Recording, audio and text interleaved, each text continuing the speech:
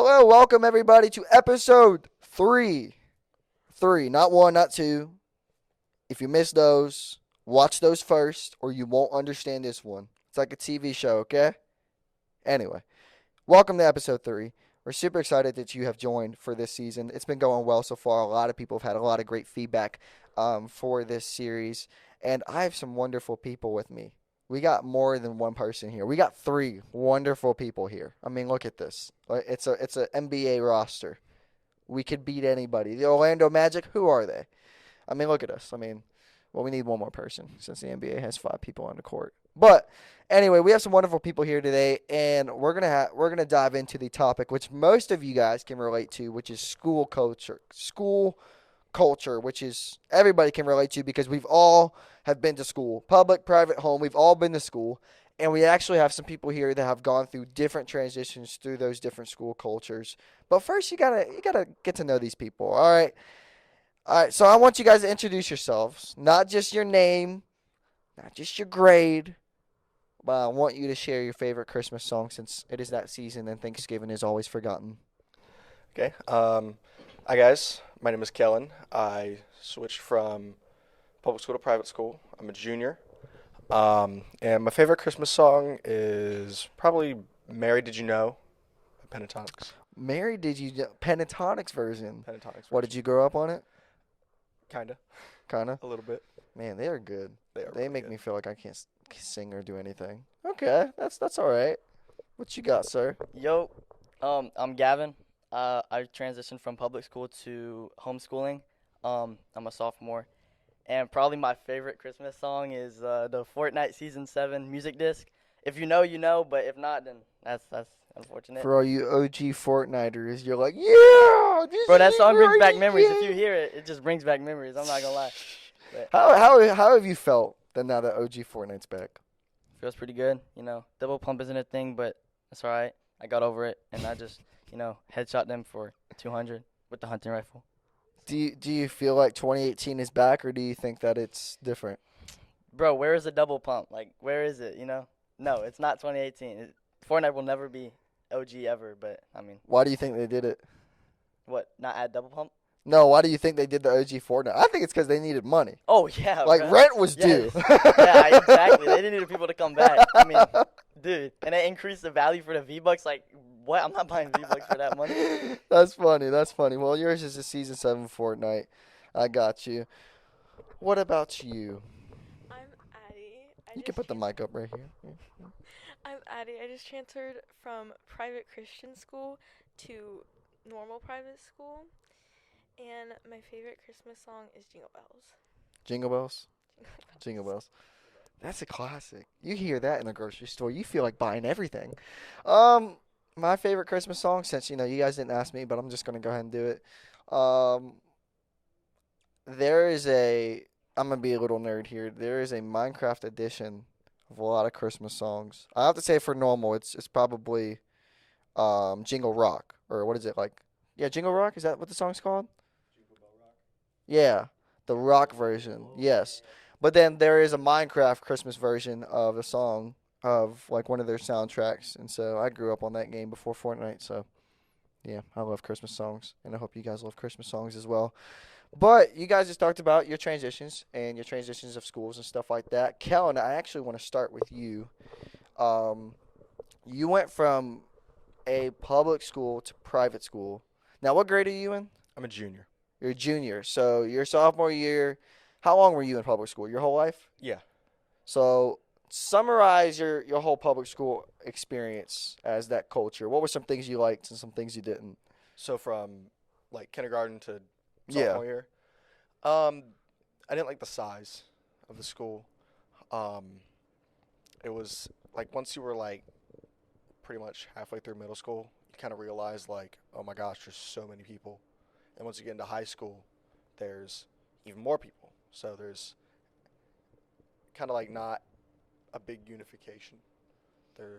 Everybody has their own small cliques, and like of course there's like the sports teams and all that, and even in those sports teams there's smaller groups.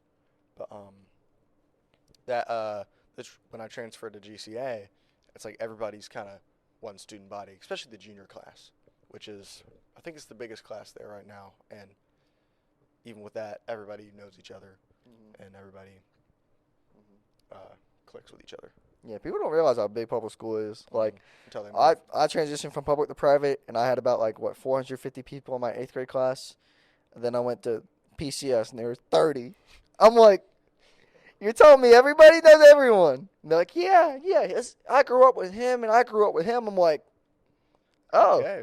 I was so used to doing things on my own, and not worrying about people, to I kind of know everybody. Everybody's here. Like you said, unified. Like, that's very rare because obviously you got people with different cultures in public school, from different cities. What were some things that you did like about public school? I liked how you didn't have to know everybody, and how you could kind of just go in, chill, and honestly, it's not good, but when I had long hair, I could put an ear pod in, and just kind of put my phone down here on the desk or in front of the Chromebook, and kind of just vibe out or play Clash of Clans or something. Clash of Clans, yes sir. Something instead of Yeah. actually do what I'm supposed to do, which I shouldn't be doing. I should be doing my work, but For sure. What has been the biggest difference you've seen? You mentioned about how it's unified at GCA. What are some other differences? Like, is the food better? Is it? yeah. I mean, we get Chick-fil-A Mondays and Fridays. It's great. You have Chick-fil-A on a Monday? And Fridays, yeah. Wow. Right after Sunday, where you drive over and realize it's a Sunday and you can't get any. You know you're getting it the next day of school. Yeah. Jeez, wow. That's incredible. Well, Gavin, you went through a transition of your own. You went from public school. Actually, both of y'all went to Western Branch, right? Yeah. And so you went from public to now homeschool. Yeah. What were some things that you did like about public school? And then what were some things that you now see at homeschool that you like? Well, so I've been going to public school my whole life. So it's just I don't know, the socialization part. You get to go to school, hang out with your friends, and I don't know, it's just that I like doing that, especially sports. I do wrestling, and it really is like a family. When you do sports and everything, it feels like a family, and you all know each other so well. So that's another thing you can bond over, and then you see them regularly in class if you have classes with them, and you can study together and all this stuff. So that's what I liked about that. Homeschooling, things I like about being homeschooled is I can do my own work whenever I want to a certain extent. So I don't have a set time to wake up or anything, but I do have to get obviously the work done for that day, and I can work ahead. So if I have an event the next day and I can't do my work, I could just do that work the previous day and then be done with it. Wow. So you don't have it's not like you turn it in this day. You can even work ahead. So even if you knew this stuff, you can just keep going. Yeah. Yeah. Wow. And then I can be done. Some days I'm actually done early, at 12 o'clock. So I'm done at 12 o'clock, eat food, and then play Fortnite. That's my schedule, This dude, That's when you what I do. become an adult, listen to me. When you become an adult and get a job, it's gonna be. Oh, yeah, no, It's gonna be working on it. different. What were some cons of public school? What were some things that Kellen mentioned of how it's kind of good and bad? You don't know everybody. It's kind of different. What were some cons that you kind of found in public school? The cons, I'm not gonna lie, there's not really that much, because personally I'm a very extroverted person, so I get along well with a lot of different people. But I think the cons maybe obviously the work itself. Nobody wanted to do the work. My freshman year I had doubled up on math, so I did geometry my first semester, and then the second semester I did algebra 2. And it was a struggle. It was really hard. My algebra 2 teacher, he was really tough on us. We had no homework grades of any sorts. It was just all quizzes and tests and additional sometimes classwork. And it was just a really hard class. But other than schoolwork, I don't know, maybe my bus driver sometimes. This dude. And maybe some teachers, I guess, that haven't been, I guess, the nicest. But other than that, it's all good. Nice, for sure. Nice. Well, Addie, you went through a transition. Everyone's gone through transitions, man. It's like a movie. Now, as you can see, like these were different. You went from a public school to private. You went from public to home, and you went from a Christian private school to now just a normal private school. What were some of the good things about being in the Christian school, and then what were some cons? Probably the best thing is size. I don't really want to go to a big school, or I don't like to. I like that I knew everyone there, and everybody was kind of community. It wasn't as clique-y. I mean, everybody still had their groups, but I liked the size, and I liked that I knew all the teachers, and I knew that I had someone no matter what. And then like in private school and like this size, it's almost double the amount I had last year. Hmm. So it's like overwhelming. It's very What were, big. what have been some like key differences you've seen from private to public with like teachings or culture? Like, have there been any differences that you've seen? Obviously, teaching's Christian school. They're gonna people. It's not like not normal to talk about Jesus. Like it's like, oh yeah, I go to church on Sundays too. Like that type of thing. That's definitely a big difference. People, I don't really. I don't know. I don't think Kind of the same type of culture, same type of people. Because I yeah. feel like teenagers in any school in any area kind of do the same thing, and that's because of social media. Like you see how everybody else acts, and so you're like, well, yeah, like I'll do that regardless of where I am. I Yeah, feel like Jesus can have a big change in your life. So there are like a lot of things. So it's just overall how people act towards each other. So that I think. for sure, absolutely.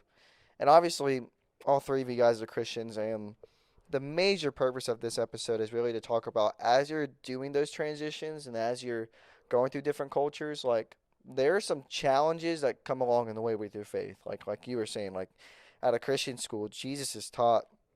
I mean, you have it graded, like what Bible verses what things which can be good and also bad because you don't get the purpose of the verse. You kind of just view it as a grade. But then you transition to a school that's like, yeah, I know about Jesus, but like why are you talking about it? So like what challenges have you faced in the culture? Say finding my group of people that like respect me, like even if they know I'm Christian, people will still cuss around me, still use God's name in vain, and like they don't really care about that. So finding a group of people, because that's really important to help grow in your faith, is to have people surround you. So that's probably been one of the biggest challenges. And then like if there's drama or argument or whatever, people like there's not as much grace within people.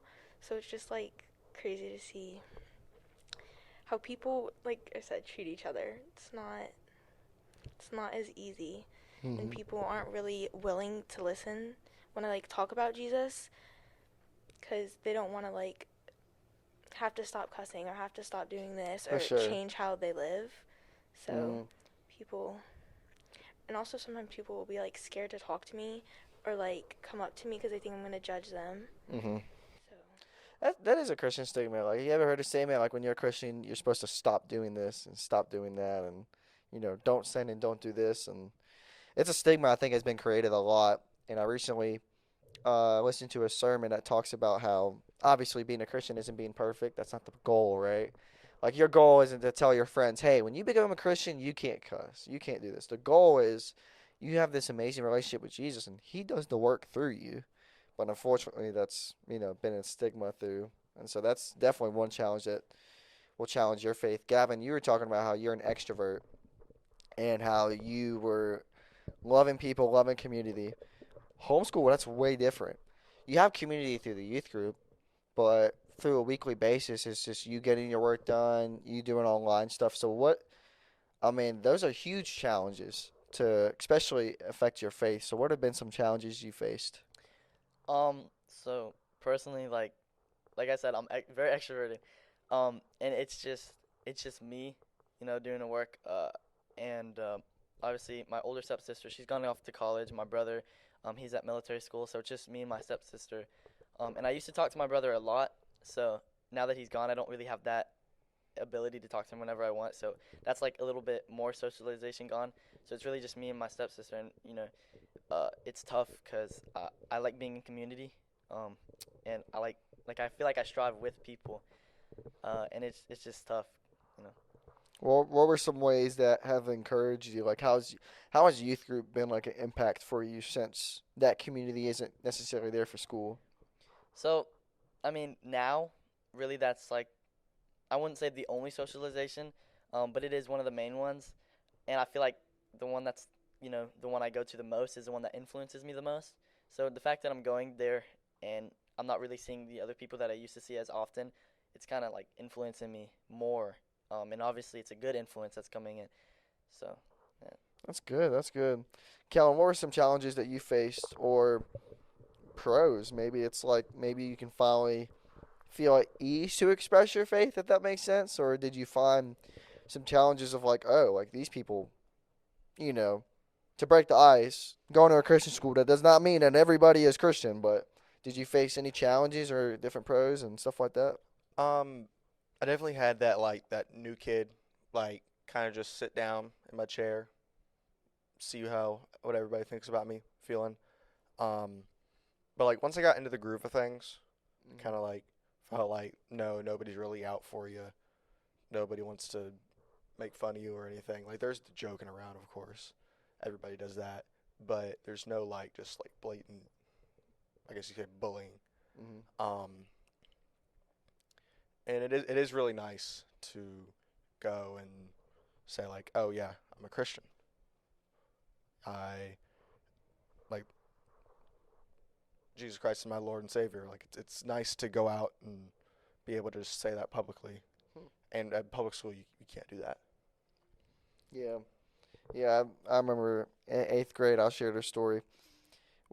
I was at a previous church and I was trying to invite somebody to church, and it was me and my friend. We're in the school bus on the way home, so it's after school. So I'm like, yo, like this is our chance. This is our chance. It's an amazing worship night and all this stuff. So we simply asked the girl. We're like, hey, you know, we want to invite you to church, and we have this like little event. We like snuck in the like little event card. Like, hey, it's from 6 to 8 p.m. Okay.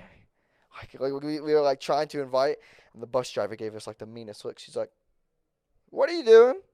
I was like, "I'm just trying to invite somebody to church." And it's interesting, like you can invite people to parties, you can invite people to like go to the club, go to a game, but to go to a church. And I got in trouble for that. And I was upset. I'm like, what about our freedom of religion? And I was like getting all patriotic, and I was like, what? I can say whatever I want, and you know. But it was interesting because when I went to private school, I could share my faith, but it was almost as if everybody already knew. It was taught when they were in third grade and when they were in fourth grade. Because I joined a Christian private school when I was in 10th grade, sorry, ninth grade, and it was in high school. So it's like everybody at that point knew about Jesus. It was just whether you followed it. There was like the group of people that were like, yeah, we're all for Jesus. Then there are the people that are like, yeah, I'm only here because my mom and dad forced me. Do you experience any of that? Yeah, there's definitely like you could pick out a handful of people that might, um, and there's definitely I'd say the majority of the people at GCA are there not just for like to go to a private school Mm. or to get a better education. Like it's definitely one of the ups, one of the Mhm. many ups. But I think it's in the mission code there is like to also provide a good education, but the main purpose is to root Christianity into your life. That's good. That's good. How has that improved your faith? Like, has that like really uplifted your faith? Oh yeah, no, it's completely changed. Like before public school or before private school, like I didn't follow God's word. Like I was very um I wouldn't say sinful, but I was far away from it. And I had like some like religious background from like grandparents and like family gatherings, like we say grace and we do all that. But before that, like I hadn't really known much. And then like started going to church and then went to GCA and we had this event called Spiritual Emphasis Week. I'm wearing the shirt under this for it. But we went there and two really great sermons and two just really great days that kind of like secured my faith. And That's awesome. It was really great. Um, After we got back from that, we just sat in the auditorium singing worship songs for the rest of the day.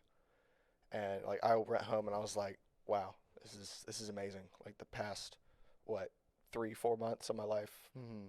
have completely changed. That's It awesome. was really That's awesome. amazing.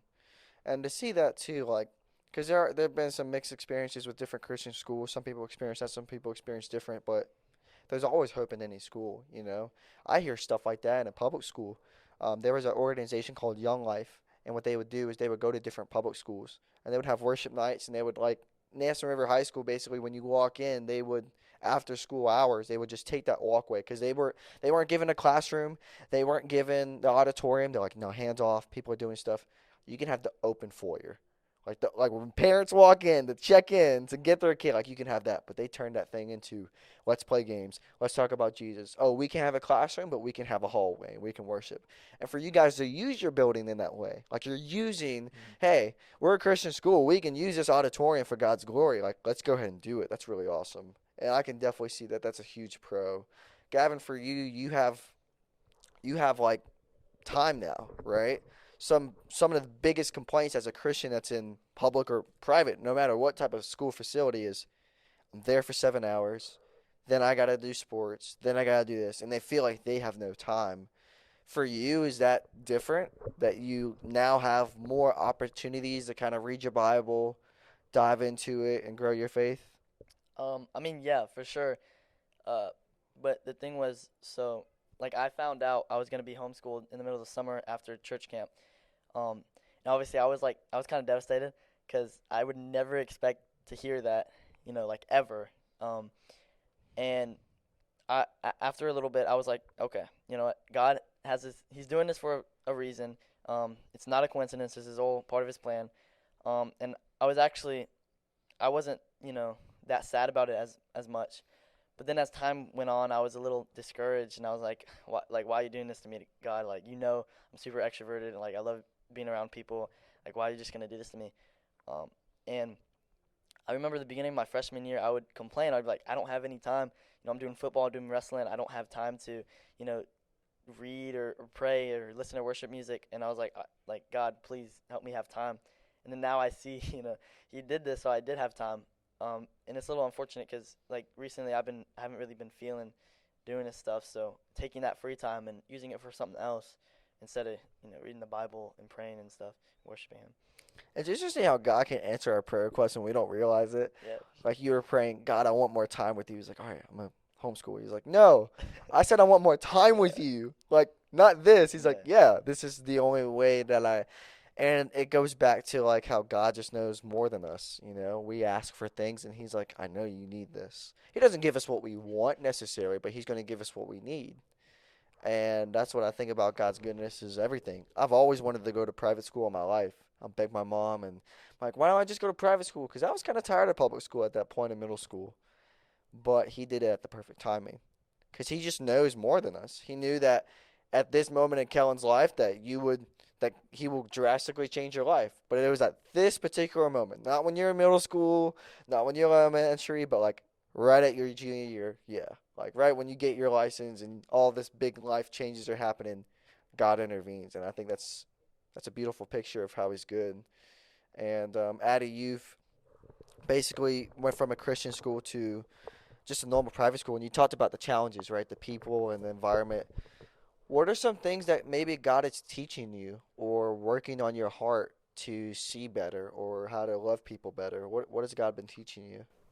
I definitely think that I'm not like alone and how to trust in Him. Because at the beginning of the year, I was so scared. I wasn't gonna have friends, and I would sit alone at lunch, and everybody would be doing all these things together, and I would just be alone. And I think I needed to realize like be alone to realize that like I wasn't like He's there even if I don't Mm, see Him. Definitely that, and like trusting Him. I've definitely grown in my faith because of that. yeah. So it's definitely a big thing.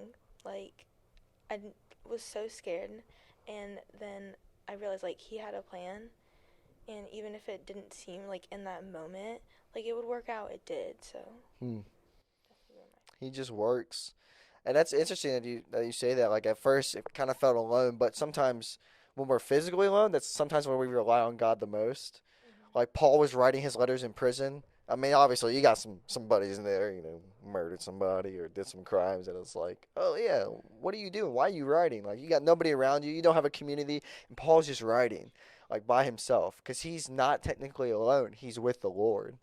It's interesting how you can feel that in those alone times, because sometimes when you're with the youth group, like 24/7, like when we're at camp or summer camp, like you're not really focused on just your relationship with the Lord. You got all these awesome people around you who like high five you every 5 seconds. Go Jesus!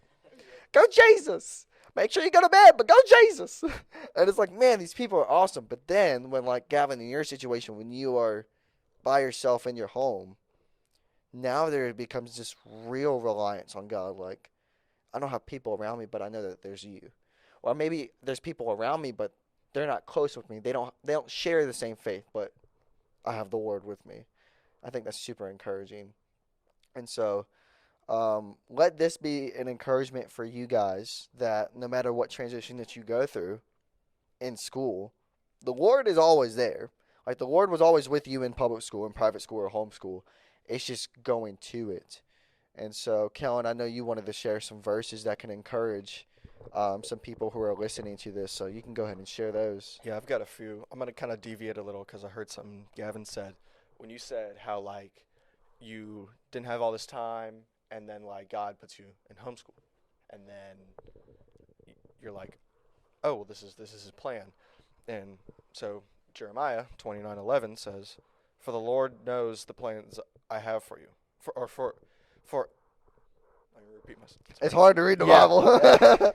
So it says, "For I know the plans I have for you, declares the Lord, plans to prosper you and to not harm you, plans to give you hope and a future." And so that it just says God has a plan. He's That's really good. and God has a plan for all of us. I mean, Yeah. and when I look at like what I'm at, I'm like, God did that. God did. Like Yeah. it's there. Like there's one. It was one of our memory verses for Bible class. It's Joshua 1:9. It says, "Have I not commanded you? Be strong and courageous. Do not be frightened and do not be dismayed. For the Lord your God is with you wherever you go." That says, don't be scared of something coming, and it doesn't just apply to school changes or like some big drastic change in your life. Like it just says, be strong and courageous. Yeah. Don't be scared of this. Like one foot in Yeah. front of the other. Keep it moving.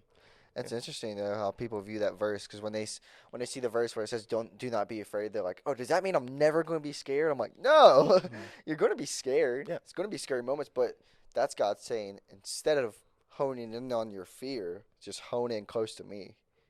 And I think that's the biggest takeaway that I've gotten from this conversation is there are some pros, there are some cons, there are some different transitions with different people, sure.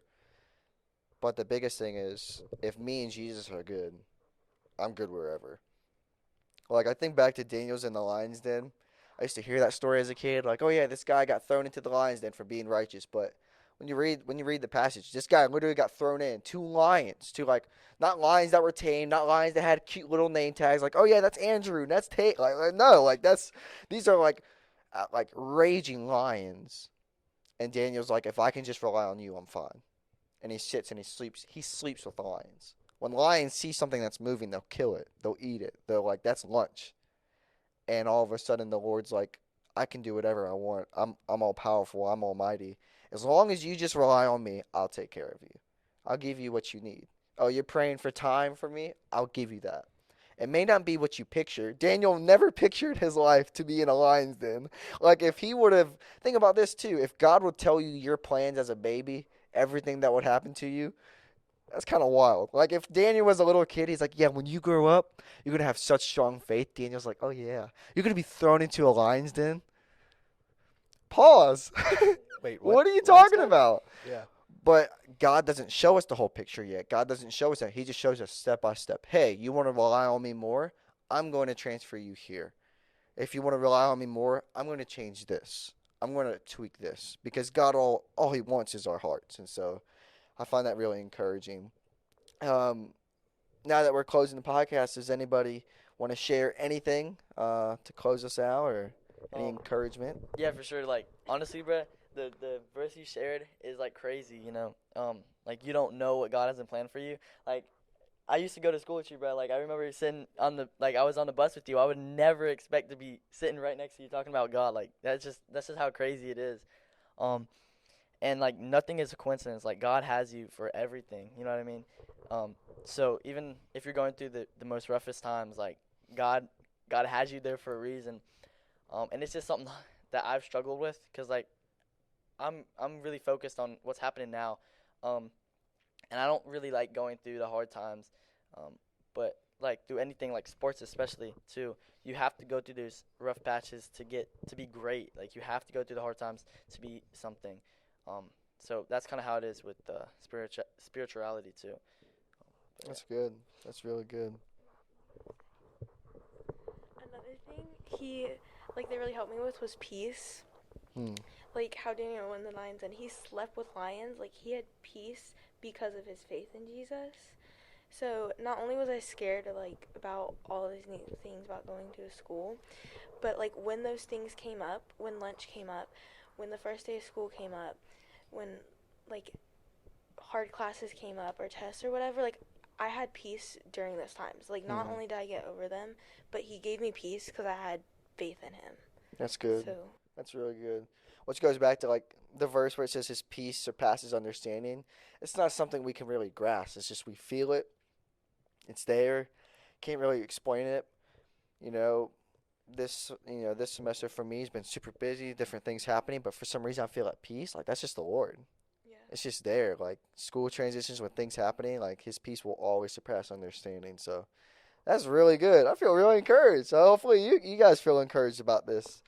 No matter what school transitions you go through or what things that you may go through, they have all three of them have different experiences of three drastically different cultures. But one thing remains the same. God was still good. God was still there. And God will always still go through you. And so I hope you guys enjoyed this episode. Thank you all for being here.